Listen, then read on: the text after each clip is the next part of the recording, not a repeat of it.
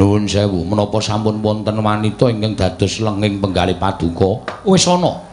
Wis ana mung aku durung ngaturake sarta durung ngandhakake kelawan kowe Togog. Lah, nek pun wonten mbok kantun dilamar kemawon. Sampeyan iku Nalindra. Gayu napa-napa kasembadan. Putri pundi, putranipun Nalindra pundi, nek putra Brahmana Brahmana saking pundi, nek wong wadon lumrah ewadene saged dados sarana sampeyan menika nggadahi raos tresna upamane ming putri-putri kawula cilik saking dusun pundi, saking desa pundi, awi kula dherekke dilamar.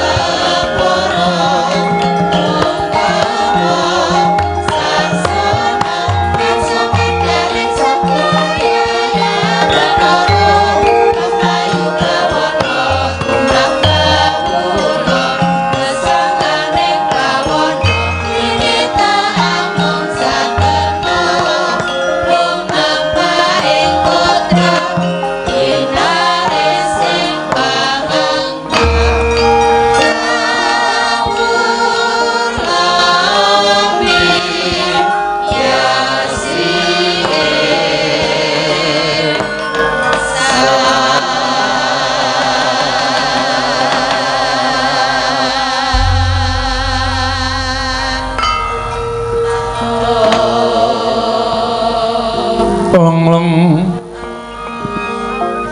miyang sasangka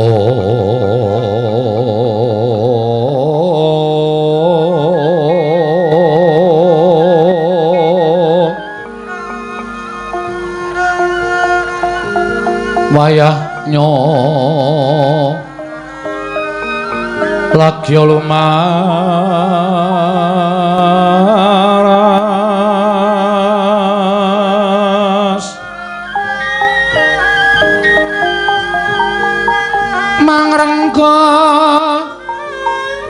lareng puri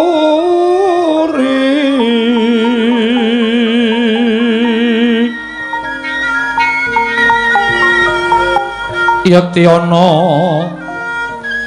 Sirmandaya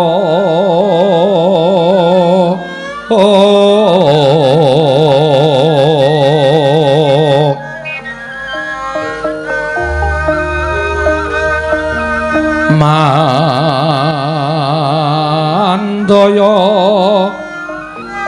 sekaring keswa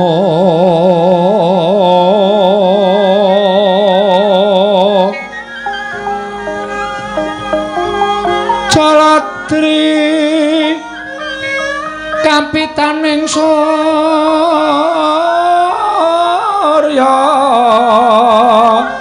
dening Wangkawa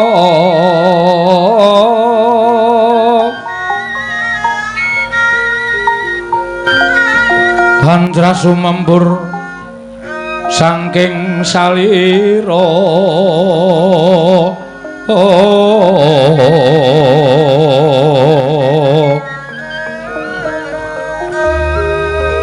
risang sekaring Nalendra lela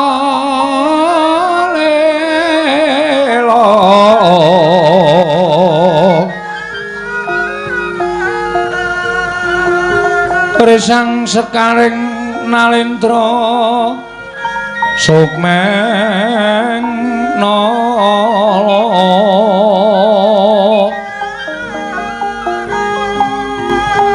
rum sedya asmara dewa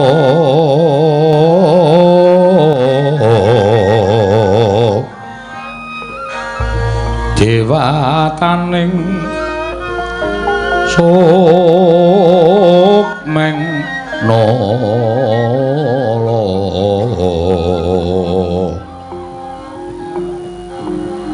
salira madebya debya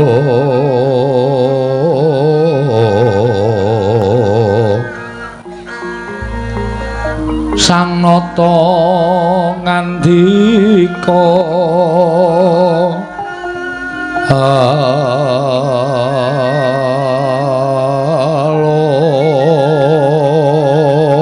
alon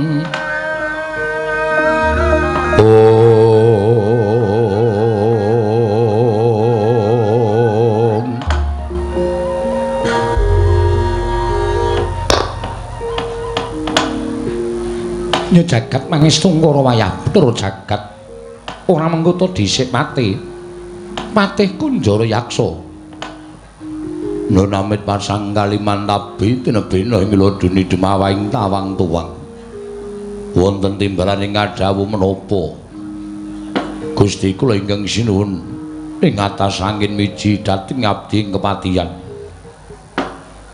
Gurawalan panampinipun ing abdi kepatihan ngibaratipun wonten ing jawi sanget kuwatos ing manah nanging sareng wonten ngarsa paduka tebih saking raos kemarasan sinuwun wanter pangandika paduka ingkang kula tampi kepareng wamiji dhateng pisuwanipun ing abdi kepatihan kula nedya nganglungaken jangga nelingaken karna mastuti sabda paduka Gusti kula ingkang sinuwun ing atas angin Patih Kunjara Yaksa wonten timbalan kadiparan anggone ringsun percaya minangka dadi badal wakil ingsun pranata tata rakiting negara ing atas angin mara diage matur marang panjenengan ingsun samendhang aja nganti ning karempit menawi paduka amiji dhateng pisuwanipun ing ngabdi saha paring dawuh babagan tata rakiting praja sinuwun sadaya mboten badhe nguci wani para kawula sami sayek saka kabdi akari lungguring nusa bangsa tuwi negari ing ngatas angin medhahipun para abdi prajurit mboten kendhat anggenipun sami gegladen olah kridaning aprang sawanji-wanji praja paduka katemping parang muka mboten badhe anggep kunca paduka Gusti kula ingkang sinuwun abdi kepatihan remuk kasawurna putung sumangga kabandhemna kula non inggih gawe bombong penggalingsun ora liwat pakarening utama tindakna selawase kawula non ngestaken dawuh prayoga nunggun ngadhep ngarsaning sun pate sampun boten kirang prayogi pisuwanipun ing abdi kepatihan namung denan sak sampunipun kepareng kula ngaturaken sembah sumungkeming pangabektinipun ing abdi kunjuk sandhapada paduka Gusti kula ingkang sinuwun Prabu Ataswara ndak tampa tiba sepadha-padha ora liwat pangestu ingsun tampanana kula bundingga jimat paripin dayanana ing kasantosan prayoga nggone ngadhep ngarsaning ingsun sampun boten kirang prayogi bisaanipun ing abdi kepatihan togok wonten dawuh sinuwun rada adoh nggon musuhan ana ing negara ngatas angin kene netepi kula menika namung jejeripun abdi mangke kinten kula menika cemongol-congol golek pendhok supaya ketok papan kula wonten wingking sinuwun kepareng kula ngaturaken sembah pangabekti kula kunjuk ndak tampa ora liwat pangestu tampanana togok kula bundingga jimat paripin dayana ing kasantosan apa dene sira mbilung prayoga nggon mulungguh nun inggih ngesnaken dawuh Gusti kepareng kula ngaturaken sembah sumungkeming pangabekti kula kunjuk ya mbilung dak tampa ora liwat pangestu ingsun tampanana kula pundingga jimat paripin dayana ing kasantosan pate wonten timbalan mesti wae agawe kaget dene dina samengko iki panjenengan ingsun nglumpukake sangganing para wadyabala nayaka punggawa ing atas angin ora liya kejaba monggonku bakal mbabarake wigati ning pasewakan kejaba saka kuwi isih katon rengu pasuryaning patih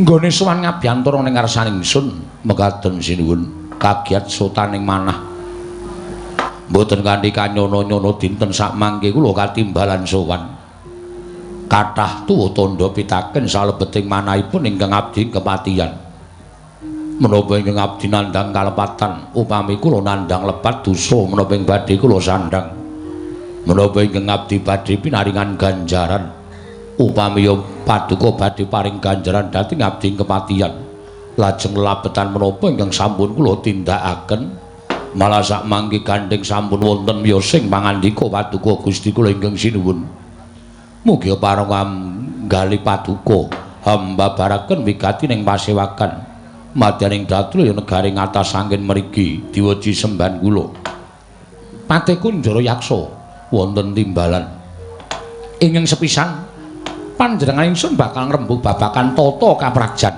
mekaten sinuwun ingsun ngaturake panuwun ingkang tanpa pepindhan.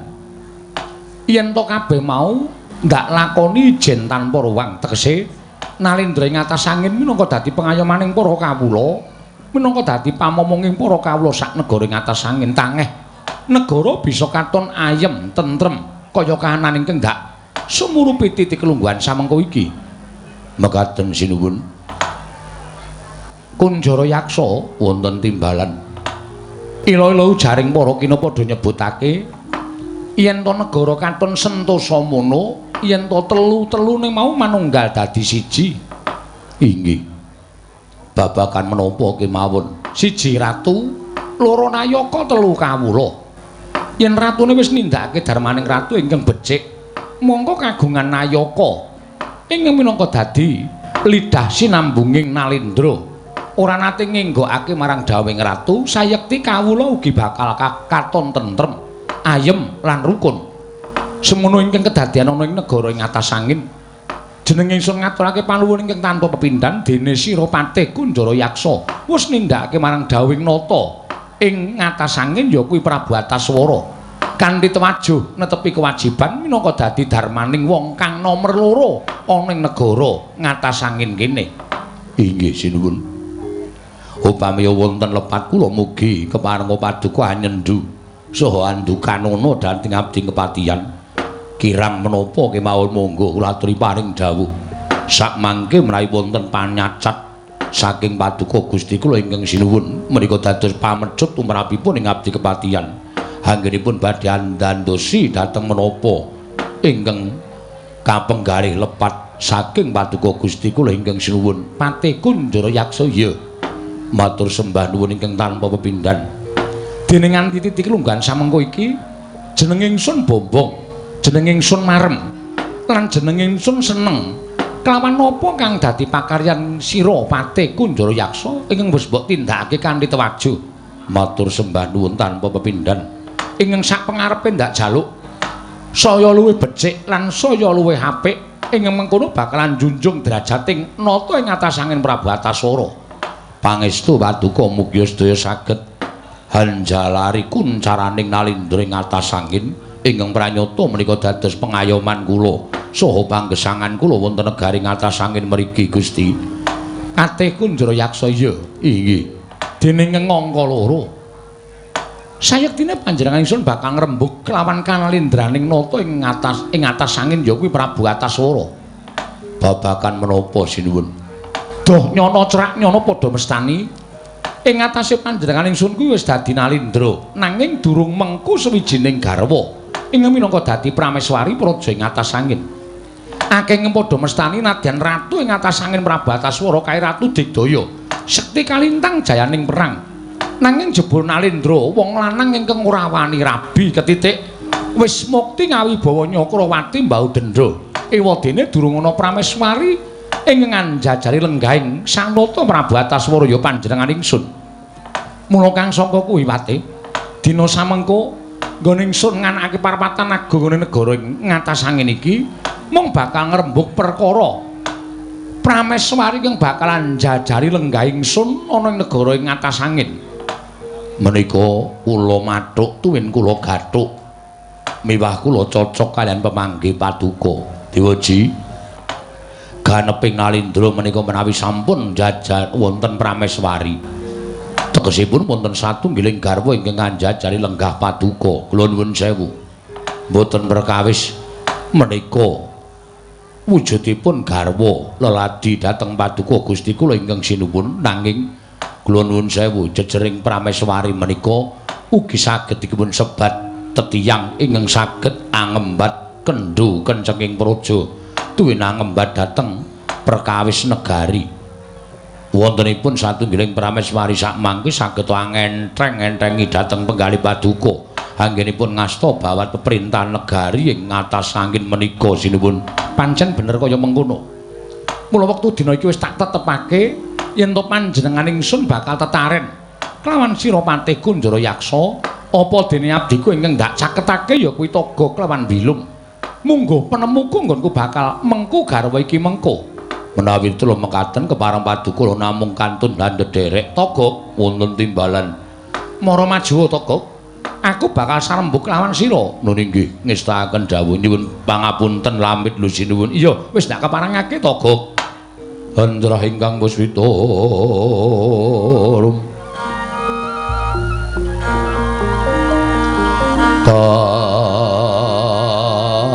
Kasiling samirana mrih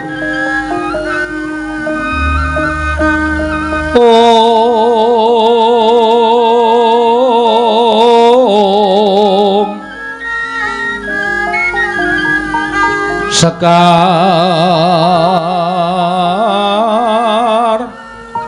kadung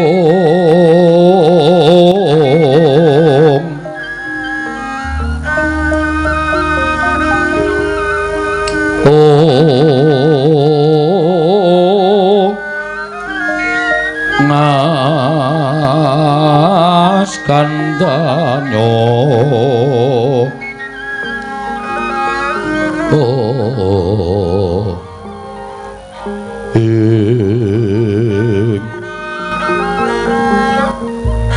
maweh raras renaning driya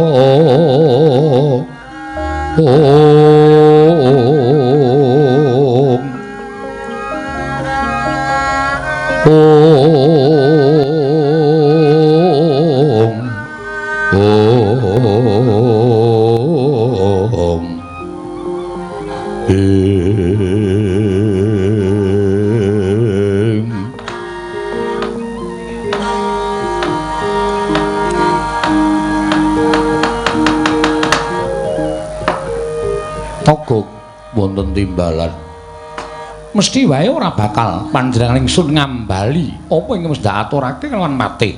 Inggih. Nggone ingsun kepengin mengku garwa minangka dadi prameswari negara ing atas angin kene Togok. Miturut penemumu piye? Panakawan Satugara. Lah nek miturut pemanggih kula sae mawon. Wong nyatane sing jeneng ratu niku pancen kudu nyanding prameswari. Wonten ing nyebataken Nalindra menika garwanipun dipun parengaken boten namung setunggal, kalih tiga sumangga. Nanging ewadene ingkang kasanding minangka prameswari namung setunggal. Sanesipun minangka garwa selir. Gusti kula ingkang sinuwun Prabu Atas Wara menika satunggiling Nalindra muda. Nuwun sewu. Dasare Ratu Nom monggo sugih bondo sugih bandu sampeyan dadi Nalindra. Kula nuwun sewu. Nek mengarep garwa wanita kemawon wong wedok pundi ditari dadi garwa panjenengan. Nek ora gelem kula tak weruh wonge. Merga napa-napa bakale kecukupan. Bila Gusti kula kantun milih kemawon sinten ingkang minangka dados weting penggalih, sinten ingkang sampun lenggah wonten ing penggalih paduka.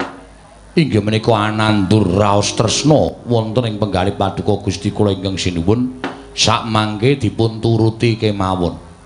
Mergi menapa nadyanto kesengsem ning nek ora ana raos tresna menika ya ora apik kedadeane. Semono uga tresna niku nek dipeksa ya ora apik kedadeane. Mula nek ajeng garwa sawijining wanita menika nuwun sewu atine ditari dhisik cocok menapa mboten tresna menapa mboten. Nek miturut kula kaya ngoten. Togok wonten timbalan setemene ora ana ingkang kudu ndak kanthi supaya ngembat kelawan pangandikaning ingsun perkawis menapa calon garwaku Kok. Nuwun sewu menapa sampun wonten wanita ingkang dados lenging penggalih paduka wis ana. Wis ana mung aku durung ngaturake sarta durung ngandhakake kelawan kowe Togok. Lah nek pun wonten mbok kantun dilamar kemawon. Sampeyan iku Nalindra. Gayu napa-napa kasembadan. Putri pundi, putranipun Nalindra pundi, nek putra Brahmana saking pundi, nek wong wadon lumrah ewadene saged dados sarana sampeyan menika nggadahi raos tresna upamane ming putri-putri kawula cilik saking dusun pundi saking desa pundi awi kula dherekke dilamar mawon tumuntun dipun sengkaken ngaluhur dados prameswari wonten negari ngatas angin. Togok wonten dawuh Saka rumangsaku yen aku kuwi Nalendra Nom, mongko aku ki bagus. Nggih. Tur dasare aku kuwi kedunungan Brana Picis, kesugihan seprapat jagat kuwi dareping Prabu Ataswara. Mula aku ora bakal nggayu wong wadon, wong loro saudon telu saurupan. Saora-orane sing pantes dadi garwaku kuwi upama ta kelakon nek dikeparengake ya ora ming wong wadon saanane, nanging ya kuwi widodari. Piye, Lum? Kaya dikandhani. Ora usah dadak werna-werna. Nuwun sewu. Nuwun pangapunten lho. Sampeyan menika titah. Panjenengan menika jalma lumrah. Sing jeneng jalma lumrah menika nuwun sewu. Sampun dipun kudrataken, sampun pinesti nggadahi jodho piyambak-piyambak. Nek menungso ya karo menungso. Aja menungso kok nggayu widodari. Lho nuwun sewu, niki nek upama widodarine purun mang pundhut garwa, ning nek dewa sing nguwasani widodari niku mboten ngeparengake mengko ndak dadi perkara. Mengko ndak kriwikan dadi grojogan, geguyon dadi tangisan. Merga pun dijodokke dhewe-dhewe sinuwun. Nalendra menika kaliyan putri, nek pendhita menika kaliyan Endang. Nek dewa menika kaliyan widodari, mboten pareng menawi jejering jalma menungsa lumrah kok nggayu widodari menika mboten kepareng. Kula nuwun sewu, upami wonten setunggiling titah ingkang saged garwa widodari, titah menika nakautate damel sae wonten ing kayiwangan, tuwin mbelani kawontenaning kayangan, damel sae kaliyan para dewa utawi mbelani para jawata, tumunten lajeng dipun paringi triman widodari. Menika nembe kelampahan. Mboten kok ujug-ujug anggere titah kepengin gayu widodari, titah pengin gayu widodari, atene kentekan kayangan. Lah iya. Terus kayangan mboten nonton widodari, ya terus pripun? Teneh mamring sepi. Niku lho. Sabeh kabeh niku pun dijodhokke dhewe-dhewe. Lho nuwun sewu. Saniki kula tak nuwun mriksa, nek upama widodari sampeyan niku pengin dawuhan widodari, janjane sapa sing ajeng digayuh? Lho, kowe kok ndadak takon? Lho, kula apal kali widodari kayangan. Kula niku apal. Kowe kok iso apal? Ah, sampeyan tak dereng ngerti to. Nek kula blakani sampeyan ampun kaget. Kula niku janjane tilas dewa. Lho, kowe kuwi tilas dewa to, Gok? Nggih.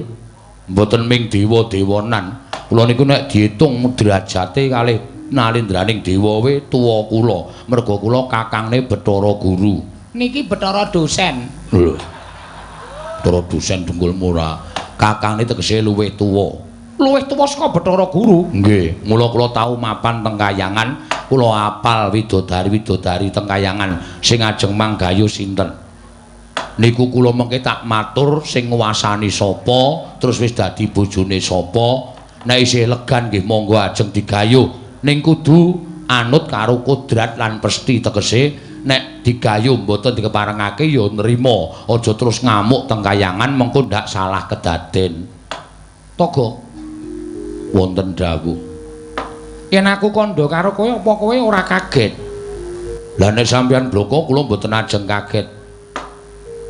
Upama tak kandhake iki mengko apa ora dadi rasaning para kawula? Mboten mawon. Wong nyatane niku dadi gegayuhan sampeyan kok. Pun mangendikake. Sapa sing ajeng manggayu? Togo wonten dawuh. Aku kuwi tau tate nyumpena kok. Ngimpi. Iya. Monggo jroning masumenan mau, aku diladeni suwijining widodari. Nalika semana widodari ngladeni kelawan aku mau, malah wis ndak tanting, bakal ndak wengku garwa. Minangka prameswari negara ing atas angin, widodari mau gelem. Tumuli aku pepondongan karon sih lawan widodari mau. Togo kowe tak kandhani ya. Rasane nadyan ana ing jroning pangimpen nanging kaya nglakoni tenanan. Biya. Katresnanku wis tak kasokake marang widodari mau. Semono uga widodari mau uga prasetya sebaya mukti, sebaya mati karo aku. Mula tekan seprene satemene aku ora bisa lali kelawan citraning widodari ingkang pasrah pati urip marang Prabu Ataswara. Lho. Sapa ya, Lung?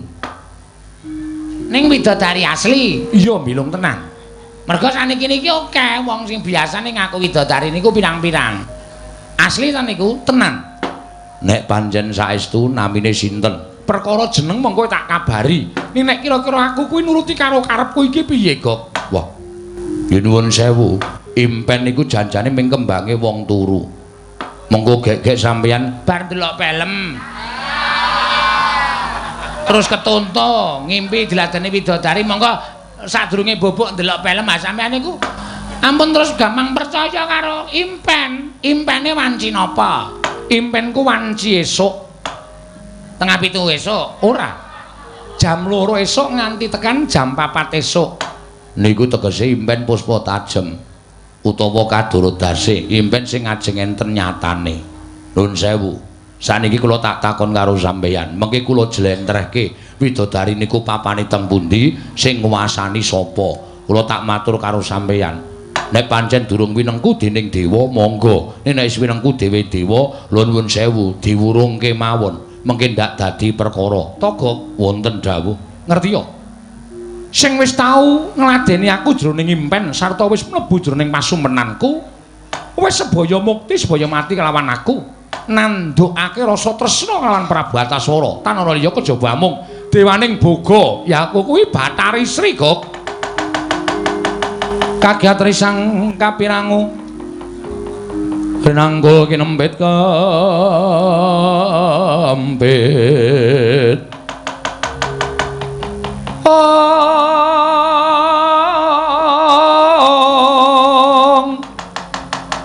dosang reknaning bawana ya si tukang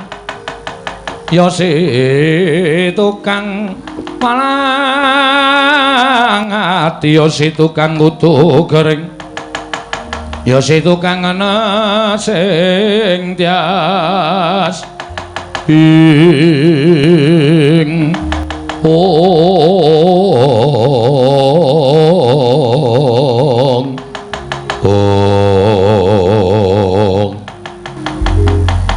kaget ati kula. Lho, kok kowe kaget ana apa? Mergo sampeyan sareng ngendika nek sing dadi lenging penggali sampeyan sing pun nandukake rasa tresna karo sampeyan nadyan nembe wonten ing saklebeting pasumpenan menika widodari ngenamipun Bathari Sri. Gusti menawi ndaratur kula dipun wurungaken kemawon. Merga nek sampeyan bacut niki bakale kriwikan dadi grojogan geguyon dadi tangisan. Merga Bathari Sri menika nembe dipun padosi kakungipun. Lho, sapa? Sony Jos. Kok Sony Jos? Lah kae lagune Ndang Bali ya Sri. Ora sembrono tolong ki jejer pisan lho. Ya men. Bathari Sri kok Sony Jos. Udu lagu to? Udu, lagu apa ora? Lho, Bathari Sri ki apa ning Mengku, Gok? Wonten. Sing mengku sapa? Niku sejatine sadurunge dipisahke karo kewajibaning dhewe-dhewe. Bathari Sri menika nuwun sewu kagunganipun Bathara Wisnu. Lho. Kagungane pukulun Sang Hyang Bathara Wisnu. Nggih. Ning saploke dipisahke netepi kewajibane dhewe-dhewe Bathari Sri dadi dewaning boga. Mula sinten mawon papan pundi mawon sing ketunggon Bathari Sri niku papane bakal dadi reja, pakane bakal dadi makmur. Napa sing ditandur bakal tukul ngrembaka woh-wohane. Niku dewaning boga. Nek sampeyan ajeng garwa Bathari Sri kula nuwun sewu, kula upamake cecak nguntal cagak, cebol gaya wulan, muta ngitung lintang, tange kelakone cepak wurunge. Oh syukur mangke nek nganti kadenangan sing kawogan inggih menika Bathara Wisnu. Menika mangke malah ngrekoso sampeyan. Mila ing ndaratur kula dinten sak mangke dipun wurungaken nggih mawon. Tur sampeyan lek ajeng goleki Bathari Sri nggih dereng kantenan saged kasembadan.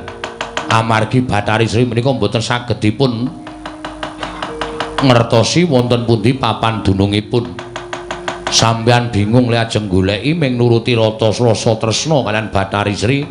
Wekasan pupus pepuntoning tekad sampeyan ora kelakon mangke malah nglukru dayani sarta merbawani nganggen sampeyan minangka dados nalindra wonten negaring atas angin menika tumpang suh nggone netepi kewajiban minangka nalindra. Wekasan sing ngrasake mboten sampeyan tok ning para kawula sak negaring atas angin ingkang sami ngraosaken krana sampeyan kapedhotan rasa tresna tumuli nglokro lajeng samangke negari ngatas angin ugi dados negari ingkang boten kanten-kantenan krana nalindranipun sampun boten gatosaken dhateng para kawulanipun. Mila menawi ndaratur kula cekap semanten kemawon sampun ngantos panjenengan nuruti dhateng pepinginan ingkang saknyatanipun menika mangke namung badhe anjurung dhateng kesengsaranipun paduka Gusti kula Prabu Antaswara. Togok wonten dawuh tresna kuwi abote kaya wong nyangga bumi. Nggih. Tresna kuwi abote kaya wong nyangga bumi. Wong sing wis ngandhuk rasa tresna kuwi adate sok nganti nekat ngiklasake karo pati uripe dhewe. Mung merga ora kasembadan nggone kepengin tresnani sawijining wanita. Nggih. Contone wis akeh, Gong. Wong sing ora kelakon tresnani sawijining wanita wekasan ngiklasake pati uripe sarana nganyut tuwa nglalu ngendhat kalimurda trima koncatan nyawa yen to ora kelakon kalawan penjangkane kuwi wis akeh contone. Nggih kaya tagak niki hukum boyo wis tolong ora usah dibuka wernane tagak iki mung karo bakul kuwaci kok ketenan pati-pati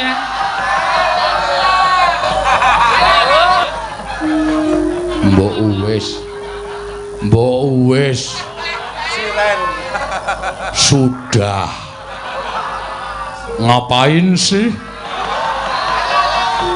ada kowe iki jebul mlidike ra jamak-jamak kowe menang-menang lho glenas las ya ben ora nganggo dipikir ora sawatan kaya tagak niki tenan gak tagak ayo jamu nanti tak dol tapi jan ora yo tak dol wae tak nggo jajakke mesti jajake wong wedok nganti dol-dolan apa-apa ayo saking gedene tresnaku lho tresna ki kena ning ora usah dadak nggo dol-dolan kaya ngono kuwi ora konjol. Apa anane nek kowe iki wong sekeng wong ra duwe ya ngaku wong sekeng wong ra duwe ora wong ra duwe kok ketok duwe men ditresnani. Engko tresnane kuwi terus lambarane bondo, ngono. Kaya kowe ora kapusan. Kowe ya kapusan kok. Nek ra wis tak niati. Kuwi tak nggo nyoba nodi sepira to gedhening tresnane. Ana ming semono wae kecil aku. Golek meneh to. Ayo. Iki domongan apa iki? Niki kula nyontokke nuwun sewu tresna sing salah dalan niku kaya ngoten niku. Tresna niku ati kalih ati. Dewi Sri uga wis nandhukake rasa tresna karo aku ning rak nembe wonten impen. Nggih to? Mboten niku mboten urip nyata, tegese amung wonten pengangen-angen ingkang kegawa wonten nendra. Niku jenenge impen. Kacakra bawa dipun nonceki tumuli lajeng dipun pesthekaken nek Bathari Sri tresna karo sampeyan mongko nyatane niku kabeh ming manggon wonten ing angen-angen. Durung karuan Bathari Sri tresna karo sampeyan. Mula tresna nek durung keplok tangan loro niku ampun dioyak. Ampun dioyak mengko ndak malah ngrekoso. Sampeyan wis keplok ning nek Bathari Sri dereng keplok niku padha karo niku disebut tresna sepihak. Sesisih. Tresna sesisih ya, Gak. Ning aku tetep nekat. Mbok ben sesisih mbok ben. Ora sijine suwe-suwe mara dhewe. Wis abur kowe. Men, sesisih mirantek kok aku ki. So nganggo dengkul barang ngantian. Lah iya. Niku tresna sesisih niku mboten apik. Sampeyan saniki nek miturut kula dipadosi mawon Bathari Sri teng pundi? Sampeyan ngendikake tresna sampeyan. Nek Bathari Sri mboten nampa nggih pun mboten sah diteruske. Nek nek Bathari Sri nampa, lah niku tegese keplok wis tangan loro mingkali golek dina sing prayoga kepyakan lenggah dadi prameswari teng negari ngatas angin. Togok wonten dawuh. Setemene aku wis ngerti lenggahing Bathari Sri. Lho, sampeyan malah pun ngertos wis. Bathari Sri dina samengko lenggah. ana ing pertapan pring cendani. Pertapan pring cendani niku rak pertapane Ingkang Rama. Niku rak papan pelenggane Ingkang Rama begawan gembung tanpa sirah. Niki malah saya angel nek nganti sampeyan kadenangan Kang Rama tresnani Bathari Sri Kang Rama duka karo sampeyan napa mboten malah mboten kanten-kantenan lampahipun. Ya kuwi ingkang tak penggalih. Nek nganti Kanjeng Rama penemban gembung tanpa sirah ngerti yen aku tresna karo Bathari Sri. Apa ora malah didukani dening Kanjeng Rama ning gandeng tresnaku luwih gedhe tinimbangane. Apa wae ingkang gumlarana ing jagat iki, Guk? Paribasane tresnaku kuwi luwih gedhe tinimbang jagat. Mula nadyan aku didukani dening Kanjeng Rama, aku ora bakal wedi, aku ora bakal mundur. Ora lega rasane nganti kuwi ora gandeng kalawan astaning Bathari Sri tak lenggahake jajar ana ing negara ing atas angin kene, Guk. Kula nggih sampun. Nah wis kaya ngoten niku teges wis ora kena dilekake. Nggih pun monggo. Karangipun wong tresna iki angen aga kowe iki ora. Sing jeneng wong tresna iki ora padha, ngono lho, ora kaya wong kepengin apa, wong kepengin panganan kowe disemayani 2 dina 3 dina kena. Nek sing jeneng wong tresna iki ora iso disemayani. Hari ini harus ketemu ya hari ini bagaimana istilahnya. Mbok basa Jawa wae.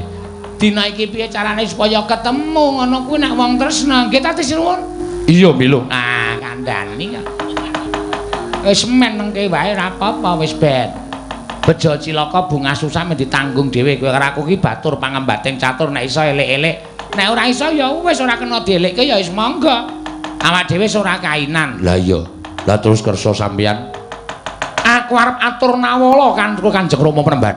Nggih. Isining nawala yen dikeparengake aku arep nembung Bathari Sri tak boyong marang negara ing atas angin. Nek Ingkang Rama mboten maringaken yen nawala mau ditampa kanthi becik tegese isih tak anggap wong tuaku nang yen pancen Kanjeng Rama ora parengake karo karepane anak endi dununge anak polah bapa kepradak. Wis ora pantes aku ngajeni karo wong tuaku. Rawe-rawe rantas malang-malang bakal tak putung, Gok. Wah, jan wis. Jan. Kaya-kaya ngono ya kekuatane lho. Wah iya. Wis ora jeneng mokal didelikke wis angel banget kok. Engko nek delikke iki dianggep wong sing elek-elek ki mau kuwi wong sengit, wong ora seneng. Kowe ya bola-bali tak ngono sing ana kita elekke ya angel banget. Heeh. Kowe nek tak elekke Gok, rasah Gok, malah kowe semaur. Kowe mung kepadune arep seneng ta? Angel kok mengkono iki delekke wis angel. Lah iya. Lah iya ya wis ben nengke wae. Wis rasane dadak di kepiyek-kepiyekke. Lah iya. Pate Wonten timbalan. mara panjo tak kanteni nawala aturna bapa penemban gembung tanpa sirah. Lho niki ngestaken dawuh sinuwun.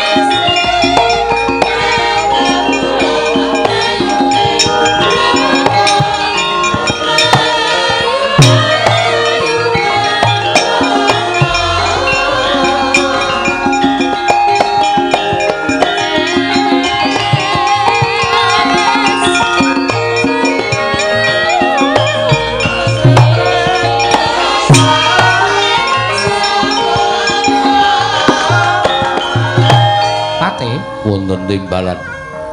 Nawala iki aturna Kanjeng Rama penemban gembung tanpa sirah. Inggih. Sawise ditampa tumuli diwaos dening Kanjeng Rama, kowe aja enggal-enggal lunga. Inggih. Nyadhanga timbalaning Kanjeng Rama penemban. Yen pancen wanter ngendikane Kanjeng Rama penemban, maringake Bathari Sri ngemapan ana ing pertapan pring cendani kelawan ataswara. Baliya ingsun pribadi ngebakal amboyong tindaking Bathari Sri. Lho nggih. Nanging yen to Kanjeng Rama penemban ora maringake, mbuh piye carane manut kelawan Patih Kunjara Yaksa ndak paringi Purbawasesa. Yen perlu kowe aja bali. Nadyan dadi kuwanda, kowe aja nganti bali. Yen Kanjeng Rama durung maringake Bathari Sri, prastawa dawuh Paduka. Lha nyuwun pamit madal pasilat. Nindakaken dhateng dawuh perintahipun Sinuwun Prabu Antaswara. Sing ati-ati aja kaya bocah cilik bareng nganti sawetawis wadyabala. Yo, tak keparengake patihku Ndara Yaksa.